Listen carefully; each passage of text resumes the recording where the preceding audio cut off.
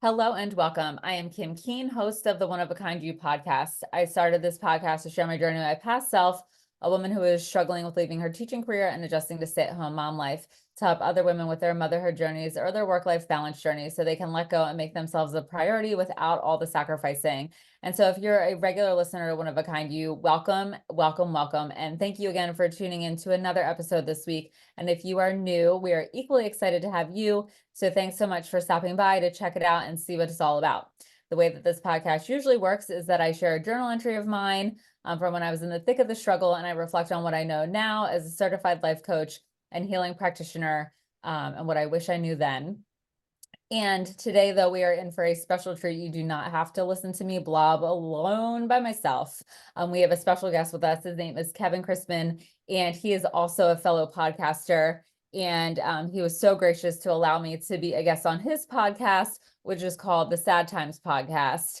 And as we were chatting, preparing for his episode, we really hit it off and seemed to have some similarities with our own mental health journeys. And so I thought, you know what? Let's get Kevin on here and have a chat with Kevin. So Kevin says that he's really dealt with anxiety all of his life, and it's cloistered him into a circle of fear, but also has spurred a lot of his creativity. And he works daily to create content to help people make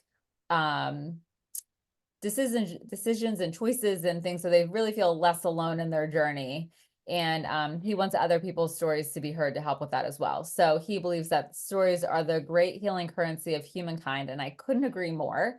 And that the more that we hear them, the more that we heal. So his work really on a daily basis for his own mental health is to help others on their journeys too. So Kevin, thank you so much for joining us. I'm sure I missed some things along the way, so please feel free to fill in any of the blanks. Thank you, Kim. And yeah, you just missed that the Chicago Cubs are the greatest baseball team ever. And I think that covers it. Yeah, okay. And I don't really know much about baseball, so I can't argue with that I can't argue with that. But I would tell you that if my dad and my brothers were here, my Yeah. dad would say it's the Pittsburgh Pirates. Uh-huh. And my one brother would say that it is the Nationals. Okay. And I'm trying to think who the other brother, what would be, oh, duh, Kim, the Red Sox. He's a big Red Sox fan. Yeah. That's fair. Yeah. Yeah, I mean, listen, I grew up going to Cubs games. I saw them play the Pirates a lot. Uh-huh. And I would very much like to go to PNC Park. I've been to I think 18 major league ballparks, and that is definitely one that I have not been to that I would really like to go to. In all seriousness, no, you didn't really miss anything. I mean, it's a good little snippet of what I'm trying to do with day-to-day life, and I think that we as people forget what day-to-day life is like, even though we're living it every day. Yeah, because I feel like it almost becomes so routine that when we're standing in the thick of the struggle and we can't even see our own shit that we're standing in. That's very right. That's very right and very correct. And also because we're not often self-aware of what's going on, because at least if speaking for myself, I go through so many phases where I'm anxious about one thing or another thing. And so I'm way more aware of the anxiety emotions than I am about, say, oh, is it sunny out? Oh, is it raining? Things like that. And that's something like in my many years of therapy, I had a therapist who said, as you're doing things, a good way to stay in the moment is say, hey, I am taking the bread out of the bread thing. I am putting peanut butter on one thing. I'm putting jelly on the other, because it takes you out of your head and puts you back in the moment. Mm-hmm.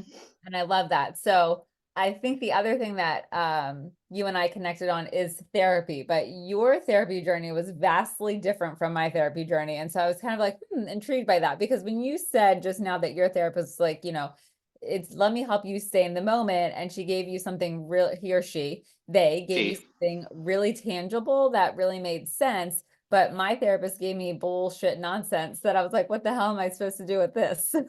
yeah, and something we talked about on Sad Times and Yeah. even before is, I've had more than one therapist. I think a lot of people do, and I think it's important to note that the first therapist is not always the one that's right for you.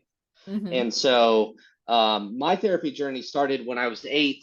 I got sent to the mental health center in my hometown but I wasn't told why.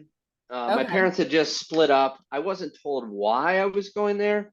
So I just started making things up in my therapy sessions, and I talked a lot about karate, and What I did you talked do that karate? which I had never done. Nope. And one day I had like a joint session with another kid my age, and Uh-huh. afterwards he was standing outside with me. We were waiting for our parents to come pick us up, and my dad shows up, and this kid goes, "Kevin, show me that spinning kick."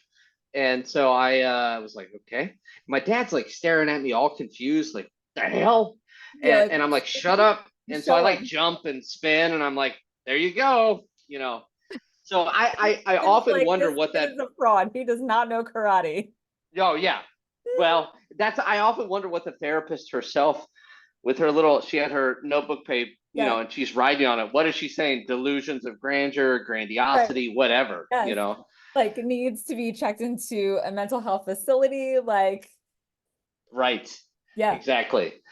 And then, I off and on went to therapists every once in a while. Then when I went to college, my anxiety really became a whole other thing in college. And Mhm. so I went to a psychiatrist, and that psychiatrist had psychologists. So I spoke with the psychologist, but the psychiatrist was obviously the one who prescribed the medication. So I had a session with him, and I'm sitting there, and he's facing away from me.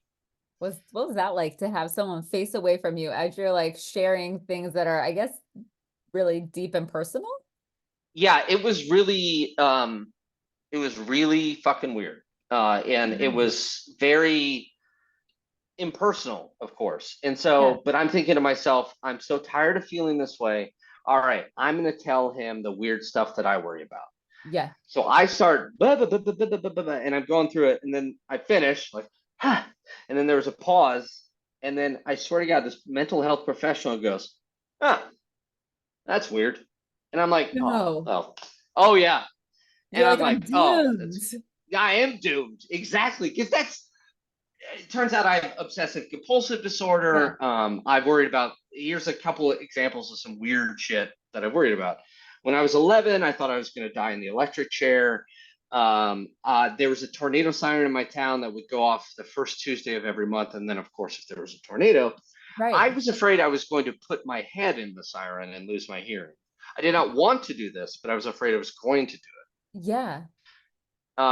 and so I had all these intrusive thoughts as a kid and really racing thoughts. And then when I got to college with the hormones and Mhm. the amount I was drinking and all that stuff, it just got way worse. Right. Yeah. So, but yes, to hear that from a mental health professional, oh, that's weird, is not what you want to hear, especially when you open up about things that you feel pretty ashamed about.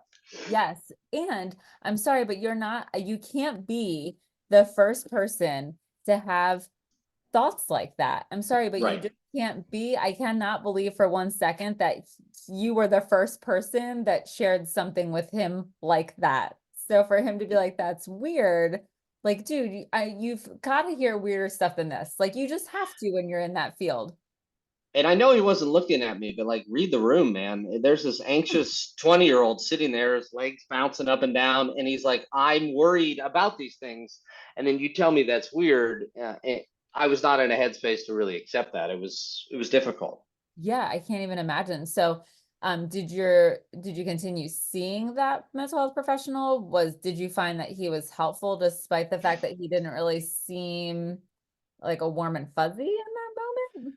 So I did continue going to that place because I spoke to someone else. I just spoke with. We were talking about for what he was going to prescribe me medication wise. Now, he did prescribe me medication, and the same way that I say about, the first therapist is not always the one that's going to work for you. Mhm. I had been prescribed Paxil before, Okay. but he prescribed me way over prescribed me medication, and Oh, I was on 150 milligrams of Zoloft, which is pretty high, and then or very high, really. And then I was also put on an antipsychotic, which I did not need to be put on, but I didn't no. understand at the time, and I was like, well, I take these, and then I turned into a zombie, Yeah.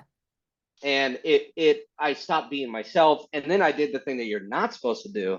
I would stop taking the medication, then start taking it, then stop taking it, then start taking it, which of course made everything better. Yeah.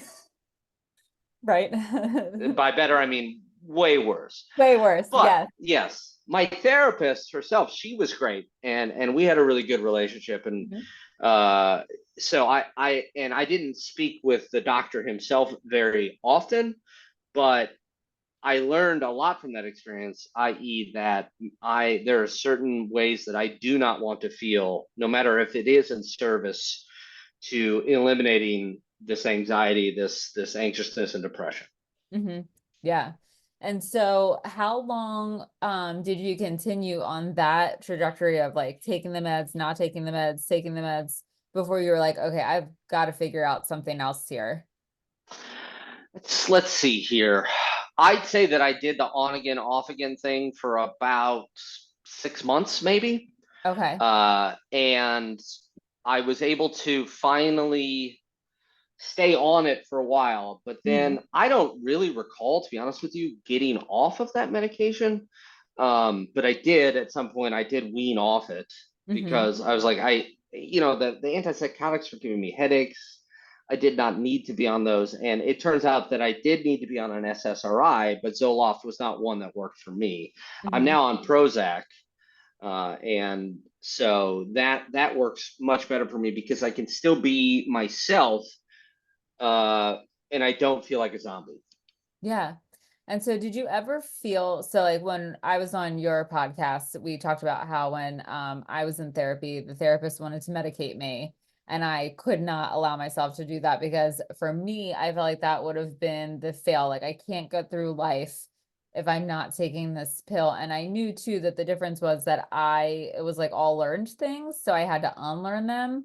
And if regardless, like if the pill was there or not, um, like it wasn't going to have any bearing on whether I was going to unlearn the behaviors or not. Maybe it would have made things feel a little less burdensome, but did at any point you have that feeling like, oh my God, I'm like such a failure because I have to take these medications to be able to like function the way that I want to? Or were you just like, no, I know this is the right thing for me because this helps me be the person that or do the things that I want to do? Like, did you ever have that shame around taking the medication?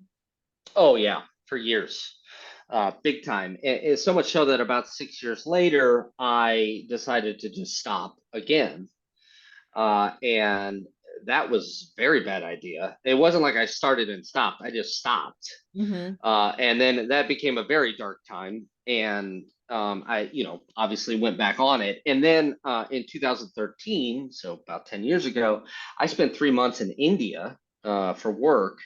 And I was on a low dose of Paxil at the time. And the malaria pills I was taking were counteracting the Paxil basically. Oh no. And I was halfway around the world, and I mean, it was the best experience of my life, but it was very difficult. And it was only in that experience where I realized, okay, there needs to be no more shame about this. Yeah. I just need these. I need these right now, and this is what it is. And so going through that difficult time helped me get that. But it took me from when I first was prescribed pills to then about 13 years to really accept it. Yeah. And that's quite the journey, especially when because you and I are the same age, I think. So Hmm. like, I was 18 in 2000 and to be an 18-year-old experiencing that and then like going into college and trying to navigate that world and like also your mental health, like that's just such like a big burden or a big load, not necessarily a burden, but like a big load to carry for someone who's really still kind of in their formative years. Very much so. And in my formative years too, I had a very myopic view of the mental health struggles that I had, and it became my whole personhood. Mhm. And so even when I was quote unquote doing okay, I still saw myself as this weird walking fuck up or whatever you want to call it. And look, I'm 41 and I still feel that way today sometimes, for Yep, sure. me too. Me too. You know, I uh, think that's human nature because we have yeah, it standards is. for It ourselves. is. And we're like, oh God, I'm 41 and I haven't done this, and this. And I thought I would by now. So what the hell? Isn't it fun? Isn't it fun? there's certain things that just totally screw us, fuck us over. And I call those societal norms. Yes. There are certain societal norms, and then we allow them, whether we know it or not. They're dictating in the back of our head all day, every day. Like, well, Yep. why haven't you done this? Why haven't you done this? And sometimes I say out loud because I don't want to. Yes. That's why. Yes. So And there's not so for much me. freedom in that. Yes, I get that way sometimes too, where I'm like, yeah, I just don't want to do it, so I'm not doing it. Right. Right. Period. Yeah. Yeah. So yeah.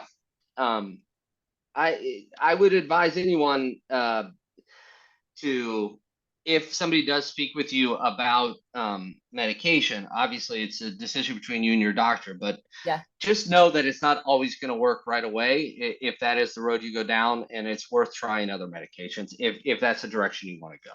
Yeah, and I think that's such an important, thing to share because I will tell you when I was being basically gaslighted by the therapist about not taking the meds, well, why don't you want to take the meds? They're going to give you the staircase to walk out of the ditch so you don't have to claw your way out every single day. Like, I just don't understand. If you don't want to take the medicine, I'll find someone else to help you because I'm a social worker and I'm a problem solver and this is what you need to do.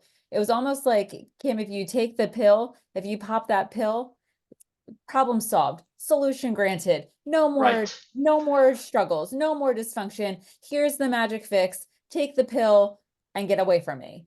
But kind of like setting me up that if I just take the pill, then everything will be okay, like all my problems, all my worries will fade away. Not being fully transparent about like starting the journey of medication. Like you said, it might not work, the first one might not work, the dosage might not be right. Right. Exactly. And anybody who tells you that the pills are going to solve everything are either mistaken or wrong. Sorry, or lying to you or mistaken, because Yeah. you could take all the pills in the world and that might help with some chemical stuff, but there is deeper trauma and deeper stuff that we all have to deal with. And Mhm. if we don't do the work on both sides, it's not going to get better. At least not in my, no, it won't get better.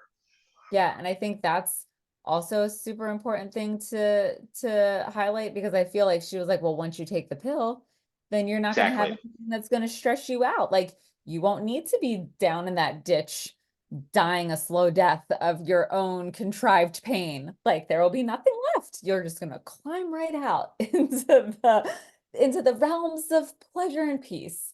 But there was still work to be done. Like there really was. And that was the point I was trying to make to her was like, yes, I could do that. I could take that pill, but like there's still all this shit that you just dumped into my lap, lady, that I got to work through. Right. All the Exactly. variables, all the Exactly. all the dysfunction. Like there's a big bag of shit, lady, that you put on my lap. So like, yeah, I can't like there's no invisible trash can. Although maybe in her world there was, since there was invisible cooking spray and Dude, invisible scissors, right? man, the invisible scissors and the invisible cooking spray. I don't know how much man, that stuff, we're still working on getting that to be a sponsor on Sad Times. Perfect. And maybe we need to work on a patent too. And Yes, please, copyright, like because the whole shebang. how are you going to prove that you have it though if it's invisible? Well, I don't know. Like, the story of the Emperor's New Clothes. No one really needed proof, right? That's a fair point. They Okay. trusted that they were making him these invisible clothes, and he was the fool that was standing out in the town square in his underwear. Let me be the first to congratulate you on being a multi-billionaire for patenting Right? these invisible products. Thank you so much for your You're celebration, welcome. and I really, really appreciate it. No problem. Yeah. So I just think that's like it's super important, and I think like you mentioned earlier, the thing chirping in the back of our head is the societal norms. I think we are almost conditioned to believe that we can have um things with quick gratification. So it's like, I'm going to take the pill and then boom, quick solution. Don't have to do anything further. I was just talking with a friend tonight about that. When people try something for the first time, they expect that it's going to work perfectly the first time, whether it's Right. like learning a new skill, like learning to, I don't know, dance or swim or whatever. Those are coming to mind because that's what my 14-year-old daughter thought she was going to do. She was going to go out onto the soccer field and like be the MVP of the soccer team, never having played soccer in her 13 years of life. And that didn't really go down that well for her. And she had a really hard time with that. And then Yeah. the repeat with swim team. So, but like, and I'm trying to get her to understand now at 14 that, yeah, that's not how shit works. Like, you aren't gonna never have done the thing before and like show up on day one and like fucking nail it every single time. It just does not work that way. You have to put in the time and the effort to get the change and the results that you're seeking. It's a journey, it's a process.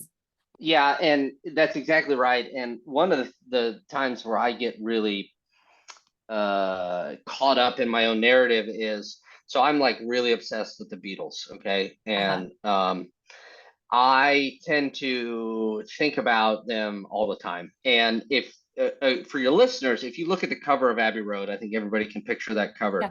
None of them are even 30 in that picture. No.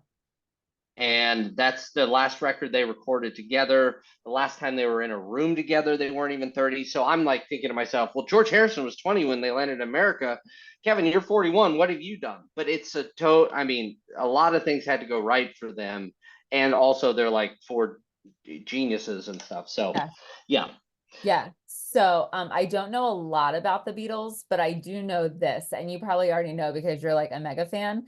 And on a side note, my daughter did marching band last school year, and that was their marching band show, Nice. was the Beatles and Abbey Road. And so their marching Nice. band t-shirt is it's like four of her school band members walking along Abbey Road. But anyways, so That's awesome. my daughter never wants to listen to the Beatles again because the band director was serenading them like a cappella, like singing Oh all the wow. Beatles songs. Because he likes to be center of attention while they were eating their dinner and doing homework before football games. And she's like, I never want to hear Yeah. the Beatles again because it's been ruined for me. But anyways, I digress. Yeah. So I've heard that the Beatles reached that level of success at such a young age because they were actually performing in very small bars Mm-hmm. in Europe. So like I want to say Germany, but that might not be right. Hamburg, Yes. Okay. So Germany. I do know what I'm talking about. I am Yeah, remembering hell yeah, that. you do. Yeah, yeah. So they like literally like multiple nights a week we're going to this bar in Germany and other local bars in the UK and like in that I'll say small area, air quoting small. And they were playing like thousands of gigs for free. Really, I guess working out the kinks of their music and really seeing what the fans like. And that's really how they became what they were. It was like that thought premise of oh gosh, the outlier effect, um, 10,000 hours. 10,000 hours. And so that was Yep. basically how they got their 10,000 hours was by performing in all of these small, like basically unknown places before they were really not ever on the map, developing their skills and things like that. So I also get the same way as you, Kevin, and think like, oh my God, so and so is only 29 and look at all the Hmm. things they've accomplished. And I too am 41 and I'm not all my goals have been accomplished yet. But I have to remind myself that other factors have played into that, and my journey is my journey. And when my time comes, it will come. I've been told by multiple psychics, not until 45. And I'm like, well, son of a bitch, I got 4 years, 4.5 years left. And 45. yeah, and Is I that really don't right? want to wait until I'm 45. Like, I want that shit now. Man, I guess I should go talk to a psychic. Yeah. And here's Yeah. the other kicker from the psychics is that I'm not meant to make money. I'm here on this planet to make an impact. Like, well, God, I just got two double whammies. Nothing till So, 45, no money for me.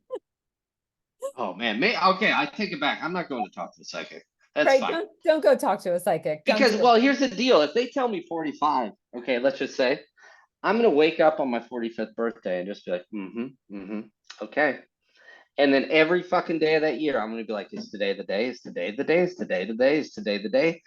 And then also, what does it mean to make an impact? Go on Yeah. and on. And Yes. there's Yes. a, yeah. I don't have OCD, although there are times where I think like maybe I do have some OCD tendencies because I often do go down that rabbit hole. Like, well, maybe it's not actually 45, maybe it's 41 41.5. And maybe today's that day because I'm almost at 41.5. So like maybe they just got the number wrong in the decimal place. There you go. Yeah, like You maybe never they know, meant psychics can make 45.1, mistakes, right? Yeah, So maybe they meant 41.5, not 45.1 for there you me. go. So I I don't know. agree. Yeah, like I think totally. tomorrow's the day. Yeah, absolutely. So yeah, and I think too, like that dialogue of like, what the hell, like, why haven't I had this done yet or reached this or done that or whatever, it goes back to that societal norm programming of like, when you're a 41-year-old man, this is what you're supposed to have done by now. And when you're a 41-year-old woman, this is what you're supposed to have done by now. And I think part of it is to like, we talked about this with like the baby boomer generation, like you're supposed to go to college, you get your degree, you get a job with that field, and then you stay there until you retire at 72 or whatever the retirement age is. And like you just stay there and you work even if you're miserable, because that's what you're supposed to do. But I feel like Exactly. age group, we're changing that dynamic. I think so, and I think technology is helping change that dynamic. And I think, unfortunately, in my opinion, wealth inequality is helping change that dynamic. Mm-hmm. People, workers, and are not really taken care of the way that the baby boomers were. When they Yes. first went into the workforce, thanks Jack Welch. So yeah, I'm hoping so, but it does, like, some of me longs. I wish that I had that type of mindset to where I could Yes. just say, okay, I'm going to get up and do this every day, and etc. And I have Mhm. made a series of decisions in my life, selfish decisions. I do not have children, and I've made these decisions because it's what suits me best, and I'm very happy that I get to make those decisions. However, um, I know that there are a number of people out there who did not have the luck that I did to be able to make certain decisions. And so even if they want to do something different, they can't. And Yes. that those people are heroic to me, because I just bitch and whine, whereas people every day get up and bust their ass, not only for themselves but for their families. And they don't even have a second thought about it. Whereas I'm over here thinking, wow, you guys are awesome. Yeah. And I think Yeah. they would say the same too about you as well, because awesome to you for like disrupting that status quo, like not falling into the trap of like, well, I'm supposed to get married, I'm supposed to have 2.1 kids or whatever it averages out to be. Like, you're here doing big things too. It just looks different in some ways in comparison to others, but like you also are doing big things. Like you started your podcast, and didn't you leave your career that you had been in for a very long time to start your podcast?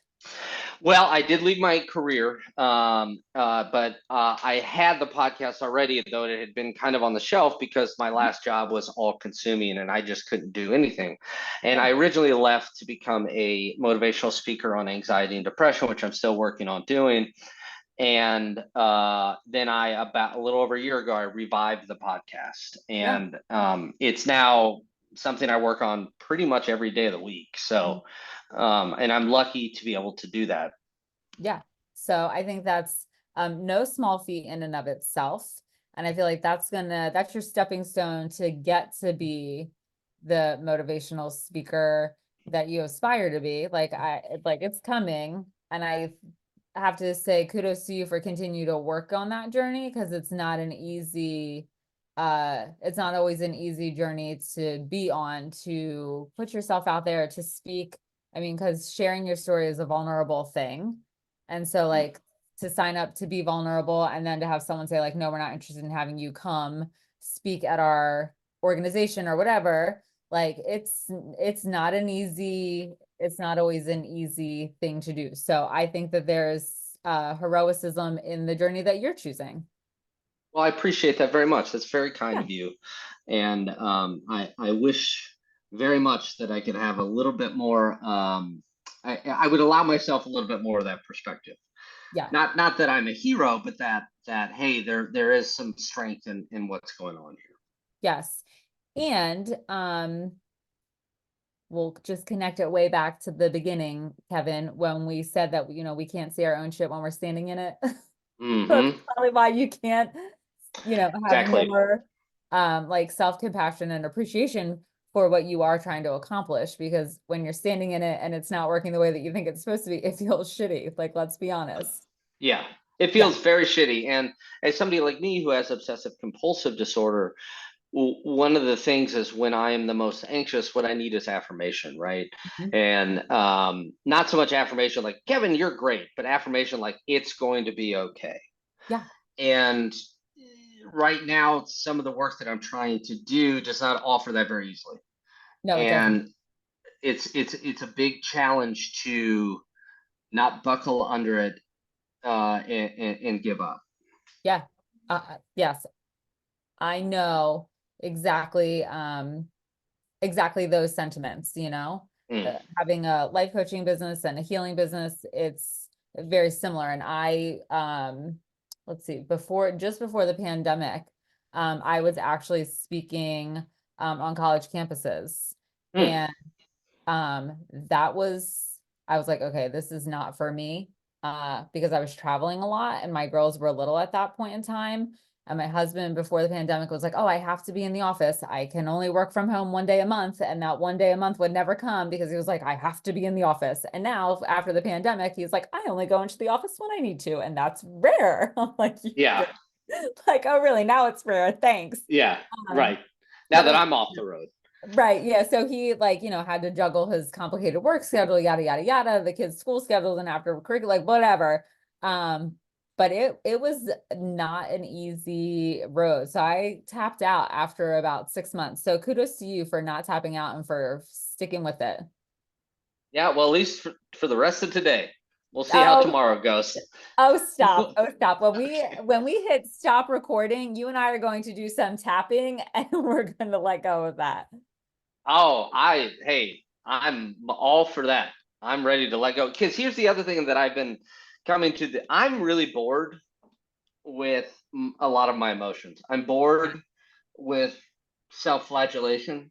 Mm-hmm. And the frustrating thing is, I kind of refer to myself sometimes like I've been lucky enough and done enough therapeutic work where I become a little more self-aware. So Yes. I'm usually, they say knowing is half the battle. Well, I always say that I'm the Alexander the Great of half the battle. It's Yes. the other half that I can't figure out. I can't fix it. I just know there's a problem, but I can't always fix it.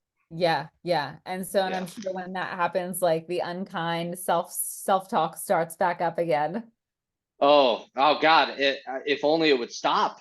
right? Yeah, if Yes. only. So speaking of kindness, your whole, not your whole, but like one of the beliefs that you have is that kindness is the only thing that really seems to make a sense 100% of the time. And so is that kindness to yourself or kindness to others or kindness to both you and others? I think it's kindness in all situations. Yeah. And I've thought long and hard about this, and I can come up with one that might not make sense, and that would be a mother protecting her children. Yes. But that would be about it. And maybe I'm oversimplifying it, but it kindness is my favorite thing in the world, bar none. Followed closely by water. Yeah. Beatles, don't leave And them out. oh, don't worry, they're right up there.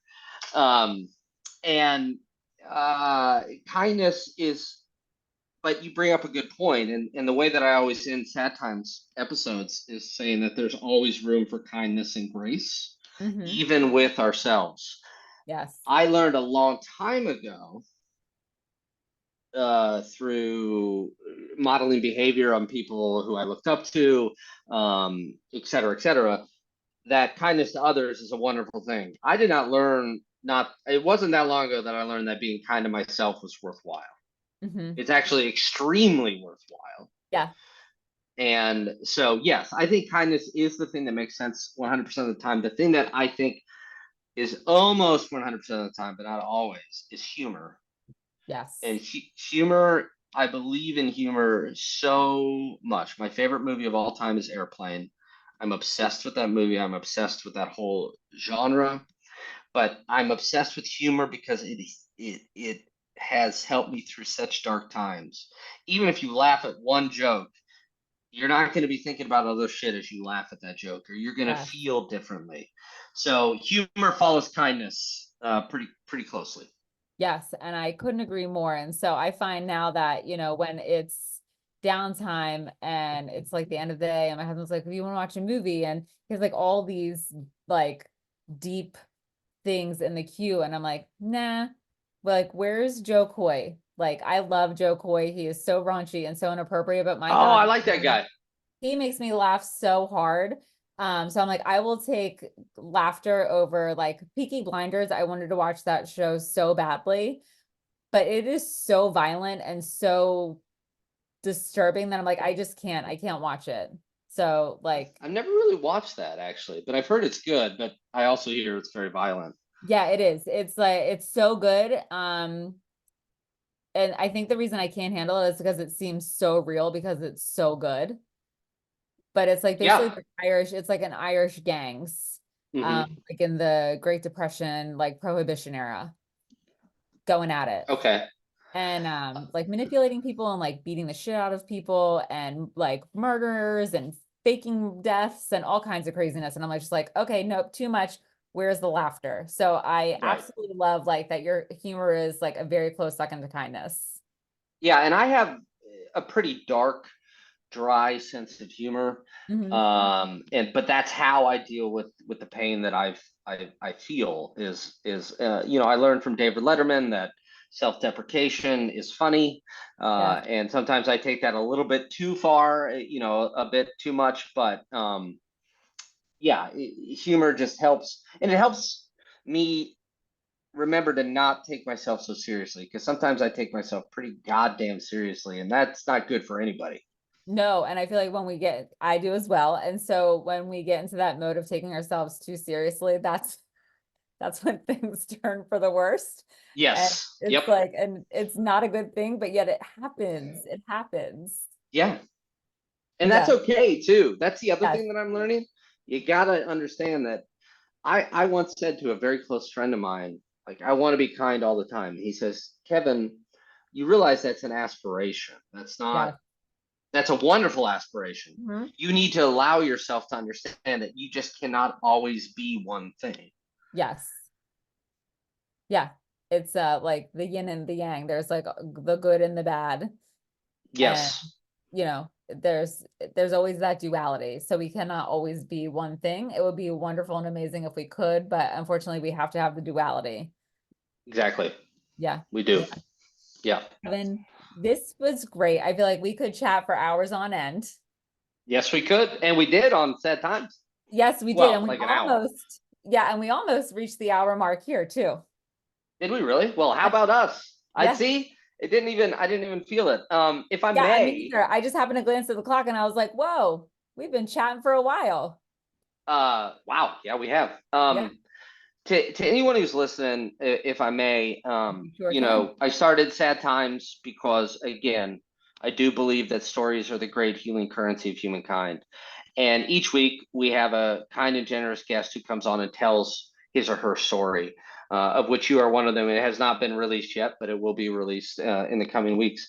And it can be found wherever podcasts are, magically appear on your device. There's also our website, which is sadtimespodcast.com. And if you listen to some of these and find that, hey, I know my son or my friend or my coworker would benefit from these stories, please pass it along. That's the whole goal of the show, is to allow Yeah. these stories to be told so that people can feel less alone and say, oh, I thought I was the only one who felt X, Y, or Z. Yes, and that's the feeling less alone part is so important, which was the whole reason that I started this podcast is I didn't want people to feel alone the way that I felt when I was in the thick of the struggle. And so don't worry about like, the Google rabbit hole or whatever. All the show notes for this episode are available. And in those show notes, we have the podcast social media handles, the website, so you can go right, just like literally click the link and it will take you exactly where you need to be so that you can check out Kevin's podcast. It's really great. It's definitely a must listen. And there will definitely be takeaways and just even just the connection of like, okay, I'm not the only one, which is Mm, sometimes really all that's needed in yep. the journey. Yep. Yeah. So, amazing conversation. We'll have to do it again. Cause I feel like Yep, as you continue on your journey, there's going to be more things I'm sure for us to chat about. So, we'll definitely have to stay in touch, ladies, if for you would be sure. so kind to share this episode. Because like Kevin said, when we can share what we learn with others, it helps them just as much as it helps us. And if you would be so kind to leave a review, I would greatly appreciate it, because they take the time to read all the reviews to ensure that this podcast continues to be a place of support and guidance, really a one-stop shop. Because let's face it, at the end of the day, us ladies have to stick together. So thanks so much for tuning into another episode, and I will see you lovely ladies and gentlemen next week.